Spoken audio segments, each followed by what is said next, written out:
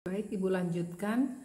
Kembali kita akan membahas tentang sistem reproduksi pada kelompok Platyhelminthes. Seperti yang sudah kita bahas pada materi, Platyhelminthes dibagi menjadi 3 kelas, yaitu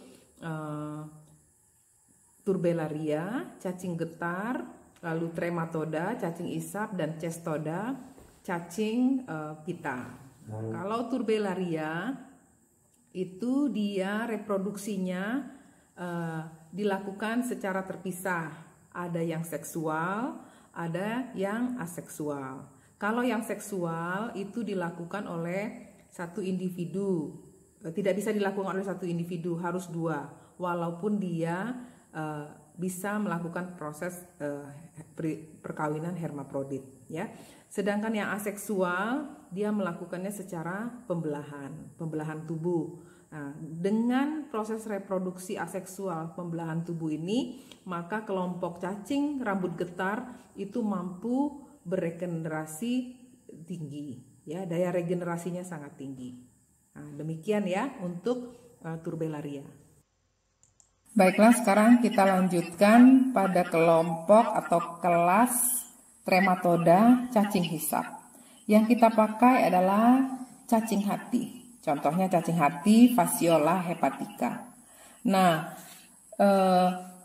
pada kelompok atau kelas cacing hati ini ada mengalami dua fase, yaitu seksual dan aseksual.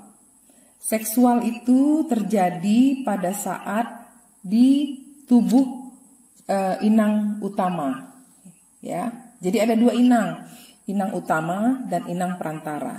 Inang utama itu terjadi pada ternak, ya. Sedangkan inang perantara itu terjadi di siput Limnaea auricularis. Nah, di tubuh ternak ini seksual. Kalau di tubuh siput aseksual. Kita mulai ya. Nah, diawali bahwa di dalam ternak itu di dalam saluran empedunya atau kantung empedunya sudah ada cacing hati dewasa yang bertelur. Nah, telur-telur ini masuk ke dalam usus ternak tersebut. Lalu waktu dia buang air besar, fesesnya keluar, menempellah pada rumput-rumput yang ada di sekitarnya.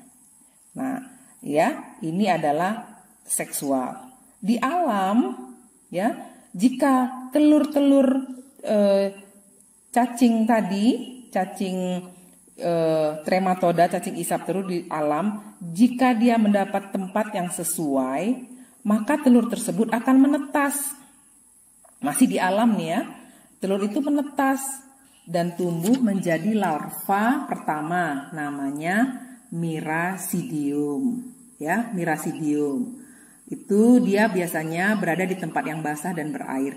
Nah, Miracidium ini dia bersilia atau ada bulu-bulu sehingga dia mampu berenang, nih ya, mampu berenang. Sekarang Miracidium ini di alam dia tahan sekitar ya 1-2 minggu. Kalau tidak ketemu dengan inang perantaranya yang tadi, yang siput air, Limnaea, dia mati. Tapi kalau dia ketemu sama siput air, inang tempat dia tinggal, dia bisa hidup. Dan kemudian di dalam tubuh siput ini, si Miracidium tadi, ya, akan berubah menjadi sporokista. Nah, ya, ini tadi Miracidium masuk ke dalam tubuh siput, ya, dia berubah menjadi sporokis.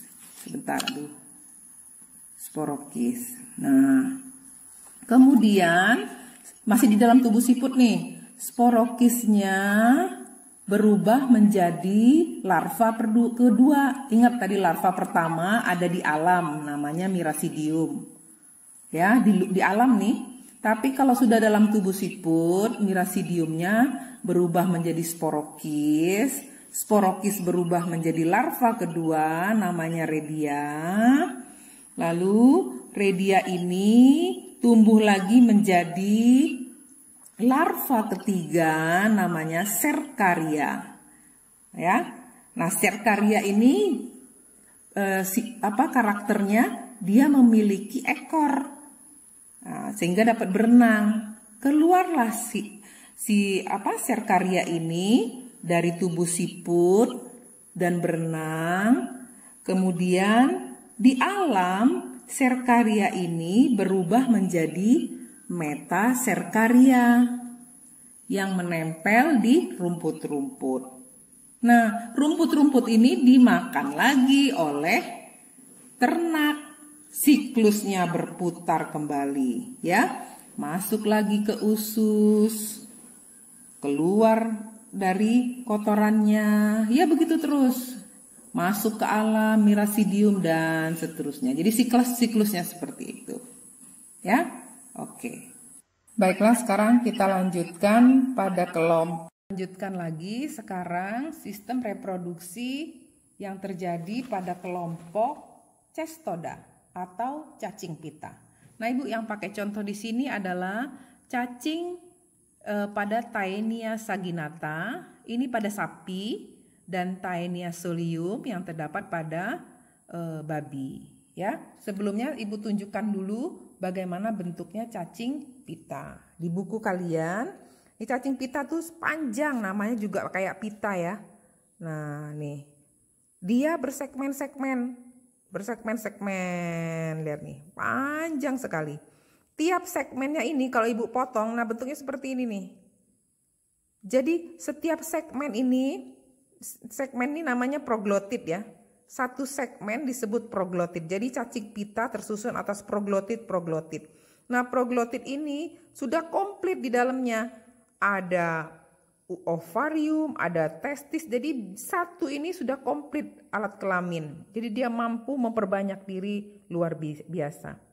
Nah, terus di ujung daripada proglotit ini atau rangkaian pita ini ada kepala cacing pita. Yang di ujungnya, di kepalanya tuh ada mulut-mulut yang berfungsi sebagai penghisap. Di ujungnya ada pengait. Namanya rostellum, bukan rosita ya, rostellum. Nah, ini pengait ini, penghisap ini menempel pada usus inang. Ya, usus inang. Apa yang dilakukan? Menghisap sari-sari makanan. Nanti kita lihat bagaimana sari-sari makanan dari usus siapa, gitu ya. Nah, sekarang kita lihat di sini lagi balik nih. Nah, begini siklusnya. Contoh, dimulailah dari proglotit. Ingat nggak proglotit tadi apa? Proglotit adalah potongan-potongan cacing pita yang sudah komplit ya sistem regenerasinya. Nah, proglotit ini mengandung telur. Nah, ceritanya keluarlah ke alam, nempel pada rumput-rumput. Lalu dimakanlah proglotit ini oleh ternak. Kalau pada sapi yaitu Taenia saginata, kalau pada babi Taenia solium.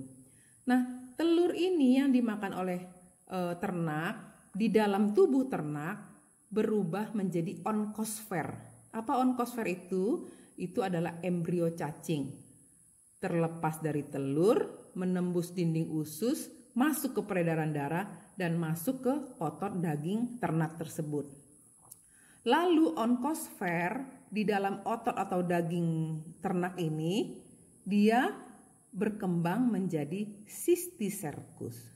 Daging yang mengandung Cysticercus ini kemudian dikonsumsi oleh manusia. Nah, kalau daging tersebut tidak dimasak secara sempurna atau matang, maka Cysticercus akan menginfeksi manusia. Dengan cara Cysticercus menjadi cacing dewasa di dalam usus manusia. Kemudian menggunakan scolex dia menempel di usus manusia dan menggunakan alat penghisap dia menghisap sari-sari makanan. Nah, orangnya menjadi terinfeksi, kurus kering, anemia dan sebagainya. Nah, kemudian setelah buang air besar, proglotitnya lepas lagi. Nah, proglotit yang mengandung telur kemudian mengulang kembali siklusnya. Begitu ya.